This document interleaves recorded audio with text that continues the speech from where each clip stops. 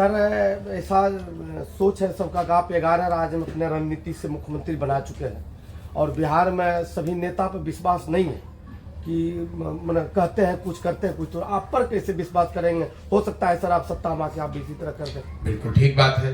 तो अगर आप यहाँ पर हम खगड़िया में 20 दिन से हैं, कम से कम 100 सभाओं में हमने बात करी होगी।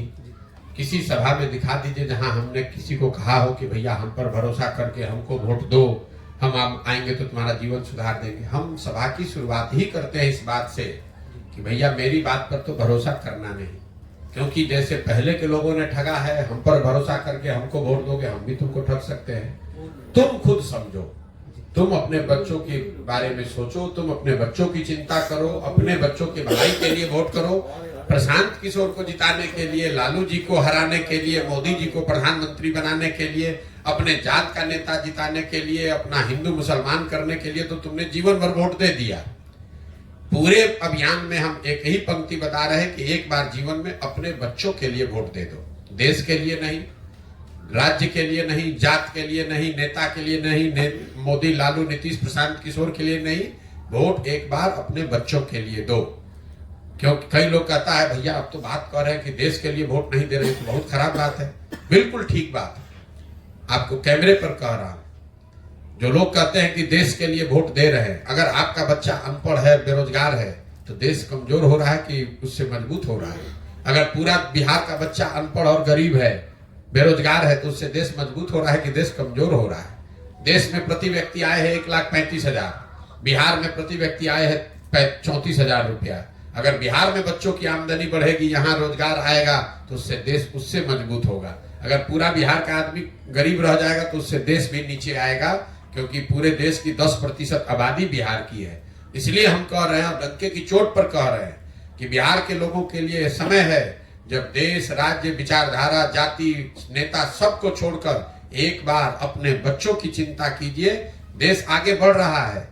इसी देश में बुलेट ट्रेन 1 लाख करोड़ का बन रहा है, खगड़िया में पैसेंजर ट्रेन भी नहीं चल रहा है।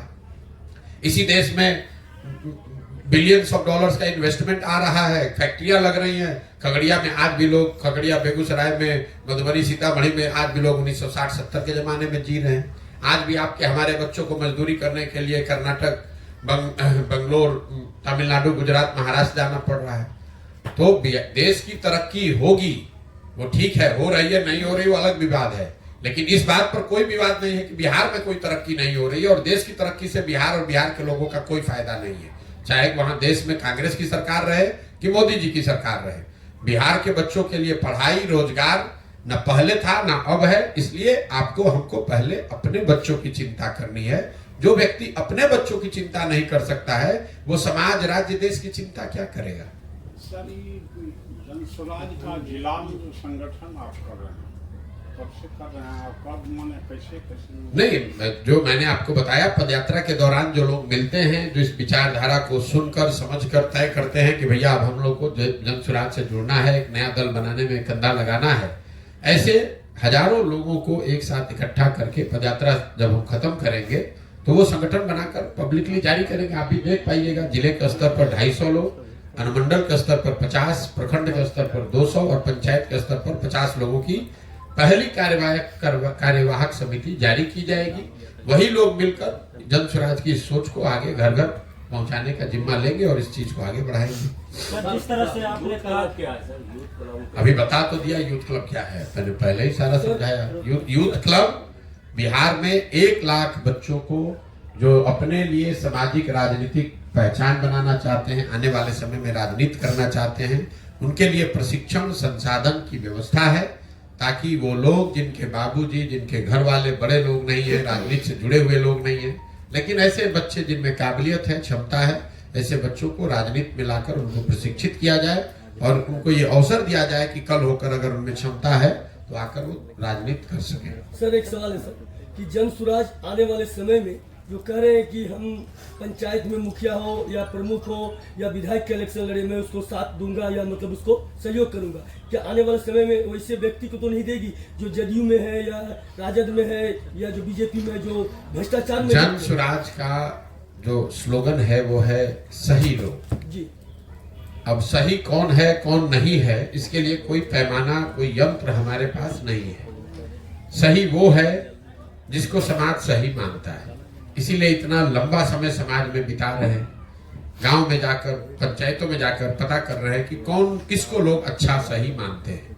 वो मजबूत हो न हो, वो जदयू में हो, लेफ्ट में हो, आरजेडी में हो, भाजपा में हो, इससे मतलब नहीं है। राजनीति में है नहीं, इससे मतलब नहीं है। जिसको भी समाज अच्छा सही मानता है उस आदमी को जाकर ये हाथ जोड़ना, समझाना कि भाई आप आइए, खाली बैठकर घर में बात करने से नहीं होगा। अगर बिहार में आप सुधार करना चाहते हैं तो इसमें कंधा लगाइए, पैसे का, जाति का, व्यवस्था का चिंता छोड़ दीजिए, आप जुड़िए जनसुराज से, आपकी मदद की जाएगी। आप सब लोग मिलकर जुड़कर प्रयास करेंगे तो बिहार में बेहतर विकल्प बन सकता है। नहीं कीजिएगा तो जैसे चल रहा है वैसे चलता रहेगा। सर, जिस तरह से आपने कहा कि पिछले 30 वर्षों से लगातार 1200 ही परिवार के जो लोग नेता बने, MP MLA बने, क्या आगे आपका जो ये मुहिम है 1 लाख लोगों को जोड़ने का, उसको प्रशिक्षण दीजिए, क्या उसको मौका मिलेगा युवा वर्ग को? फिर वही बात है मेरे भाई, 1250 लोग सांसद विधायक की बात करें, उसके लिए जनसुराज एक नया दल, नया विकल्प बनाने का प्रक्रिया चल रही है। क्लब 1 लाख उन बच्चों को तैयार करने की बात है जो अभी राजनीति में सक्रिय नहीं है। ऐसे बच्चे जो 2 साल, 4 साल, 5 साल, 10 साल मेहनत करके सामाजिक राजनीतिक पहचान बनाएंगे। ऐसा तो है नहीं कि आप गांव में बैठे हैं, जनसुराज में आइएगा कल विधायक बन जाइएगा। लेकिन आप गांव में हैं, आप शुरुआत करेंगे, वार्ड सदस्य बनिएगा, मुखिया बनिएगा, प्रमुख बनिएगा, 10 साल अपनी छवि बनाइएगा, लोग आपको जानेंगे, तो आपकी उस यात्रा में जनसुराज आपकी मदद करेगा, प्रशिक्षण के तौर पर और संसाधन व्यवस्था के तौर पर। लेकिन काम करने की जिम्मेवारी तो उस बच्चे की है जो इसको करना चाहता है। और आप पत्रकार बने, एक दिन में तो पत्रकार नहीं बने, आप डॉक्टर बनते हैं, एक दिन में डॉक्टर नहीं बनते हैं। 8 साल 10 साल पढ़ाई करते हैं तब डॉक्टर बनते हैं। तो अगर आप डॉक्टर, इंजीनियर, पत्रकार, वकील एक दिन में नहीं बन सकते हैं तो विधायक, सांसद एक दिन में कैसे बनिएगा? वो बनने के लिए भी आपको 8 साल 10 साल 15 साल मेहनत करनी पड़ेगी। हाँ, ये जरूर है कि जनसुराज से अगर आप जुड़कर ये कर रहे हैं तो आपको हाथ पकड़कर आगे बढ़ाने वाला, समझाने वाला, सिखाने वाला जनसुराज की ओर से कोई रहेगा।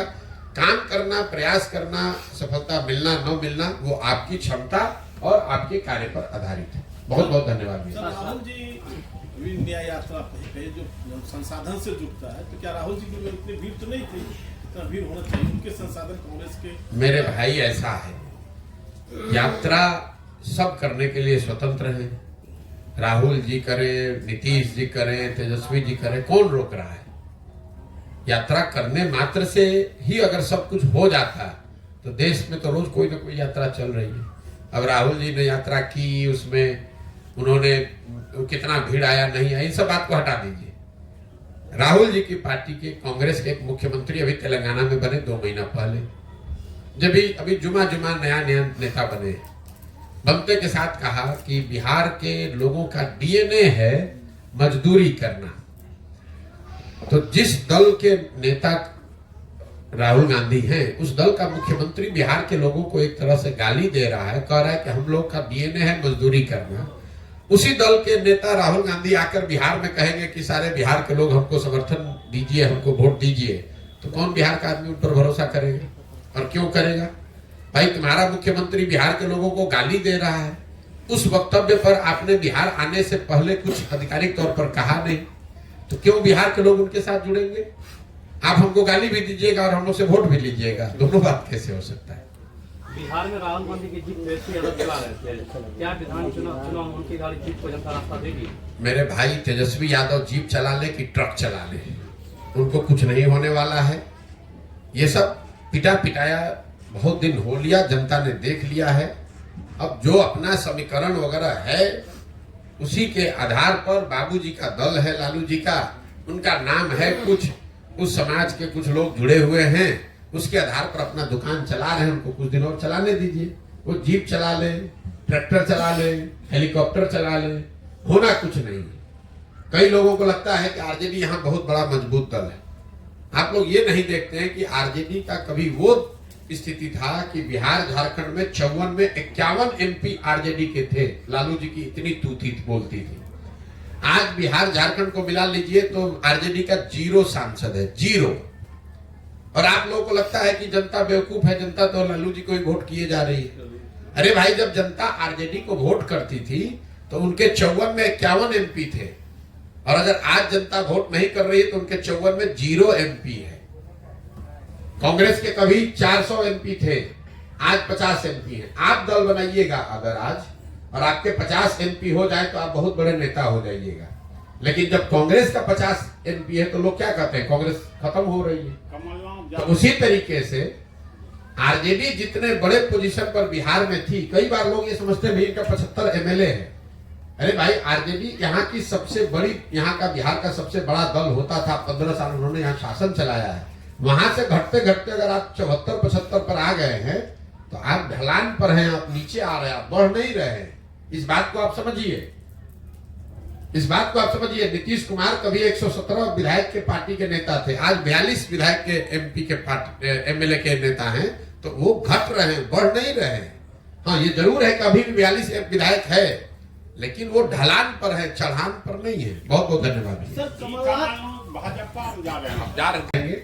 मोटे तौर पर खगड़िया बिहार के सबसे गरीब और पिछड़े जिलों में है, और आज से नहीं, इसका तो हिस्टोरिकल जो लोग बताते हैं कि टोडरमल के जमाने में बता दिया गया कि ये वो एरिया है जहां से लगान नहीं लिया जा सकता। उस समय से इतनी गरीबी है, और गरीबी का एक मुख्य कारण यहाँ की जो 7 नदियों का प्रभाव है। जल प्रबंधन की कोई व्यवस्था नहीं है, तो करीब करीब 2/3 खगड़िया बाढ़ से प्रभावित है। जहां बाढ़ नहीं आ रहा है वहां जल जमाव की समस्या है, और बड़ी संख्या जो यहाँ पर लोगों की किसानी की है, जो आप लोग मक्का यहाँ उगाते हैं, उसका दाम न मिलना है। जैसे अभी मक्का का जो दाम है, जहां मुझे याद है शायद 2090 रुपए दाम है, और खगड़िया में आप जाकर गांव-गांव पूछ लीजिए, कोई ऐसा किसान गन्ना मक्का उत्पादक नहीं मिलेगा जिसने अपने मक्के को 1600-1700, 1800 से ज्यादा में बेचा हो। यहाँ पर उस मतलब जो कृषि आधारित बाढ़ और कृषि आधारित जो व्यवस्था है, उसमें जो कमी है, उस यहाँ की गरीबी का मेन कारण है। उद्योग धंधे तो यहाँ पर है नहीं, पढ़ाई की व्यवस्था है नहीं। वो कोई खगड़िया की स्पेसिफिक बात नहीं, वो तो पूरे बिहार का वही हाल है। पलायन, बेरोजगारी, शिक्षा का ध्वस्त होना और किसानों की बदहाली, ये तो हर जगह है। खगड़िया बेगूसराय के मुकाबले या दूसरे अन्य जिलों के मुकाबले ज्यादा पिछड़ा क्यों है, उसकी एक वजह मुझे समझ में आ रही है। यहाँ पर जो नदियों का प्रभाव है यहाँ के जीवन पर, यहाँ के सामाजिक आर्थिक जीवन पे, वो बहुत ज्यादा है। और इन नदियों के जल प्रबंधन को लेकर कोई ऐसा प्रयास नहीं किया है। जैसे हम लोग यहाँ बैठे हुए हैं, यहाँ पर 2 पुल की मांग हमको लग रहा है कि आज पिछले 20-25 बरस से चल रही है, आज तक नहीं बना। यहाँ नदियों मतलब बाढ़ हर साल आ रहा है। जिस एरिया में हम लोग बैठे हैं, इस साल नहीं आया, लेकिन लोग बता रहे हर साल बाढ़ आता है, लेकिन कोई उसके लिए प्रयास नहीं किया गया है। हर साल लोगों को मालूम है, एक ही नेता यहाँ जो विधायक है 3 बार 4 बार 5 बार से लोग जीत कर आ रहे हैं, लेकिन समस्याएं वही बनी हुई हैं, कोई उसका परिवर्तन नहीं हुआ। तो खगड़िया में जब तक पानी के प्रबंधन को ठीक नहीं किया जाएगा, तब तक खगड़िया का समुचित विकास संभव नहीं हो सकता नहीं है। खगड़िया बिहार के उन राज्यों में है, उन जिलों में इसकी गिनती मैं करता हूं, जहां बाढ़ और पानी के प्रबंधन को सबसे ज्यादा प्राथमिकता के आधार पर जिसका रास्ता अगर निकाला जाए, तभी यहाँ की जीवन शैली और यहाँ की आर्थिक सामाजिक विकास की बात हो सकती है। वरना आप चाहे सड़क बनाइए, बांध बनाइए, कुछ भी बनाइए, बाढ़ आता है, सब बर्बाद हो जाता है, फिर वहीं का वहीं चला जाता है। सर, ये जन स्वराज की एंट्री क्या 2024 में होगी? नहीं, मैंने आपको बताया कि जन स्वराज जब मैंने पैदल चलना शुरू किया, जब इसकी घोषणा की, तभी बताया कि जब पूरा बिहार पैदल चल लेंगे, तब हर प्रखंड पंचायत से उन लोगों को निकालेंगे जो दल बनाना चाहते हैं। अभी उस समय मेरा अनुमान था कि 1-1.5 साल में पूरा बिहार चला जा सकता है, लेकिन जब मैं चल रहा हूं करीब करीब अभी 18 महीने हो गए, मैं आधा बिहार ही पैदल चल पाया। इस पदयात्रा में किलोमीटर और दिन निश्चित नहीं है, उद्देश्य निश्चित है कि हर गांव पंचायत तक पहुंचना है, पहुंचकर वहां के लोगों की, वहां की समस्याओं को समझना है। ऐसे लोग जो उन समस्याओं को सुलझाने के लिए सामाजिक राजनीतिक तौर पे सक्रिय होना चाहते हैं, उनको जोड़ना है और उनको जोड़कर एक नई व्यवस्था बनाना है। अब उसको करने में अगर 2 बरस ज्यादा लग जाए तो ज्यादा लग जाए, कोई हमें जल्दी नहीं है। 2 बरस और लगेगा, 2 बरस और लग जाए, लेकिन दल तभी बनेगा जब मैं पूरे बिहार को समझ लूं, उन लोगों से मिल लूं, उनकी समस्याओं को जान लूं। और ये करने में मुझे लग रहा है कभी 1-1.5 साल और समय लगेगा। तो उस नजरिए से जो आपका सवाल है, कि क्या लोकसभा चुनाव से पहले जनसुराज दल बनेगा? बिल्कुल नहीं बन सकता है। इसलिए नहीं बन सकता है कि हम लोग का अभी हमारी पदयात्रा पूरी नहीं हुई है, और जो मैंने बिहार की जनता को आश्वासन दिया है कि भाई पूरा बिहार घूमने के बाद ही लोगों की मदद से दल बनाया जाएगा। अगर आज चुनाव के नजरिए से हम दल बना लें, तब तो दल बनाने से पहले ही हम वो करना शुरू कर देंगे। लोग यही कहेंगे कि देखिए चुनाव आया तो फिर अपना हवा बना के चुनाव लड़ने की कोशिश कर रहे हैं। जन स्वराज का उद्देश्य दल बनाकर चुनाव लड़ना नहीं, ये एक नई व्यवस्था बनाना है जिसमें 5 वर्ष लग जाए, 10 वर्ष लग जाए, लेकिन बिहार में सही मायनों में लोगों की जिंदगी बदले, व्यवस्था बदले, वो प्रयास है। सिर्फ दल बनाकर चुनाव लड़ना होता तो इतने प्रयास की क्या जरूरत है? तो पटना बैठिएगा, एक दिन में दल बन जाएगा। और कि जब सबको कोई ना कोई लड़ने वाला मिल जाता है तो हमारी जो पृष्ठभूमि है, हमको भी लड़ने वाले घर घर लोग मिल जाएंगे। वो प्रयास नहीं है। प्रयास जो मैंने आपको बताया, पहले समाज को तैयार करना, उसी समाज से ऐसे लोगों को ढूंढ कर निकालना जो एक नई राजनीतिक दल व्यवस्था बनाना चाहते हैं, और साथ साथ जमीनी हकीकत को समझकर एक योजना बनाना, ताकि कल अच्छे लोग चुनकर आए तो उनको मालूम हो कि खगड़िया को सुधारने के लिए करना क्या है, बेलदौर में क्या करना है, परबत्ता में क्या करना है। जब ये जानकारी नहीं रहेगी, अभी स्थिति यह है कि जो 2 बार 3 बार का विधायक है, समस्या की बात तो छोड़ दीजिए। कई बार लोग कहते हैं भैया पैदल चलने से क्या होगा, हम लोग तो पहले ही से मालूम है क्या समस्या है। बिल्कुल नहीं मालूम है। मैं आपको दावा कर रहा हूं कैमरे पर, जो भी आपके यहाँ खगड़िया जिला में विधायक है 2 बार 3 बार से, उसको आप कैमरे पर बैठा दीजिए और बोलिए कि बिना कागज देखे हुए अगर अपने पंचायतों का नाम बता दे तो आप जो कहिएगा मैं मान लूंगा। लोग अपने पंचायतों का नाम नहीं जानते हैं, समस्या की तो बात ही छोड़ दीजिए। जो 2-2 3-3 बार से विधायक है, उसको अपने सारे पंचायतों का नाम नहीं मालूम। हर पंचायत में लोग 5-5 वर्ष में एक बार अपना मुंह दिखाने भी नहीं गए। तो लोगों की जो जमीन पर समस्या है, उसको जब तक नहीं जुड़ा जाएगा, उसको समझा नहीं जाएगा, तब तक उसका सुधार संभव नहीं है। बिहार की राजनीति में जो जाति का महाजाल तरह से देखा जाए तो प्रशांत किशोर अपने आप को कहाँ पाते हैं? प्रशांत किशोर को इसमें कहीं अपने आप को पाने की जरूरत नहीं है। ये आपके दिमाग का भ्रम है। आप कितने दिन से पत्रकारिता करते हैं हम नहीं जानते हैं, लेकिन एक बिहार में ये भ्रम फैला दिया गया है कि बिहार का हर व्यक्ति जाति पर ही वोट देता है। अब आपने ये कहा कि बिहार में जातियों का महाजाल है, तो मैंने पूरे देश में काम किया है। सुन लीजिए, हाँ, राजनीति के हिसाब से ही बोल रहे हैं। हमने पूरे देश में काम किया है। कोई राज्य हमको देश में नहीं मिला जहां जातियों का प्रभाव न हो। कर्नाटक में भी वोकालिगा और लिंगायत की बात आप रोज सुनते हैं। गुजरात में भी जातियों की बात होती है, आंध्र प्रदेश में भी जातियों की बात हो रही है, महाराष्ट्र में भी जाति की बात हो रही है। लेकिन आपको हमको ये समझ में नहीं आता है, चूंकि हम लोग पिछड़े और गरीब राज्य हैं, तो आप पर यह तोहमत लगा दिया गया है कि बिहार इसलिए पिछड़ा है क्योंकि यहाँ पर सब लोग जाति की ही बात करते हैं। और आपको हमको जाने अनजाने ये समझ में नहीं आ रहा है कि आप अपने मुंह में कीचड़ लगा रहे हैं, बिना इस चीज को समझे हुए ये बता रहे हैं जैसे कि पूरे देश में जाति नहीं है, बिहार में ही जाति है। अब मैं आपको इसका सटीक एक उदाहरण दे देता हूं। आप यहाँ पत्रकार हैं, राजनीति को कवर करते हैं। बिहार में मोदी जी को, भाजपा को वोट पड़ता है कि नहीं पड़ता है? पड़ता है। जब आप जाकर पूछेंगे कि वोट कैसे ये सांसद जीता है, तो लोग बताते हैं कि अरे सांसद को कहाँ वोट पड़ा, तो मोदी जी के नाम पर सब वोट पड़ा है। तो अगर बिहार में हर व्यक्ति जाति पर ही वोट दे रहा है, तो मोदी जी के जाति का तो आदमी बिहार में रहता नहीं है, तो वो मोदी जी को वोट कैसे दे रहा है? अभी तो आपने कहा कि भाई हर आदमी जाति पर ही वोट दे रहा है, तो मोदी जी के जाति के कितने लोग बिहार में रहते हैं ये आप हमको समझा दीजिए। तब आप तुरंत कहिएगा भैया वो तो हिंदू मुस्लिम के नाम पे देता है। हिंदू मुस्लिम के नाम पे दे रहा है, लेकिन जाति के नाम पे तो नहीं दे रहा है। कई जाति समूह के लोग भाजपा को, मोदी जी को किसी दूसरे मुद्दे पर वोट देते हैं, जाति पर नहीं देते। इसका दूसरा पक्ष देख लीजिए। बिहार में 18% मुसलमान रहता है, वो आरजेडी को वोट देता है, लालटेन को वोट देता है। वो लालू जी के जाति का तो नहीं है, तो मुसलमान आरजेडी को क्यों वोट देता है? वो वोट इसलिए देता है क्योंकि वो भाजपा को दे नहीं सकता है और सामने उसके पास कोई विकल्प नहीं, इसलिए लालटेन को वोट देता है। वो जाति के लिए वोट नहीं देता है। बिहार में 50% से ज्यादा ऐसे लोग हैं जो जाति के आधार पर वोट नहीं करते। ये आप भ्रम मत पालिए। तो ये लोगों के दिमाग में बैठा दिया गया कि भैया जाति पर सब वोट होता है, जाति पर ही सब वोट होता है। जाति भी एक महत्वपूर्ण पहलू है। ऐसा नहीं है कि जाति की महत्ता नहीं है, लेकिन जाति भी एक विषय है। सिर्फ जाति के आधार पर 100 में 100% वोट पड़ता तो जो भी जाति का आदमी एक बार जीत गया वो कभी चुनाव ही नहीं हारता। उस जाति के लोग वो विधानसभा, पंचायत, प्रखंड छोड़कर चले थोड़ी ना गए हैं। जितने मान लीजिए कि कुशवाहा समाज के जितने आज लोग हैं 10 वर्ष के बाद भी करीब करीब उतने ही लोग रहेंगे। तो फिर एक बार कुशवाहा कोई जीतता है, कोई हार कैसे जाता है? इतना आसान नहीं है जितना आप समझते हैं कि सब जाति पर ही वोट देता है। समाज में इस बात की समझ है, उसको अगर कोई बेहतर विकल्प दिखेगा, विश्वसनीय व्यक्ति, विश्वसनीय चेहरा, विचारधारा दल दिखेगा, तो समाज में ये ताकत है, समझ है, वो जातियों से ऊपर उठकर पीछे वोट करता रहा है और आगे भी करेगा। चिंता मत कीजिए।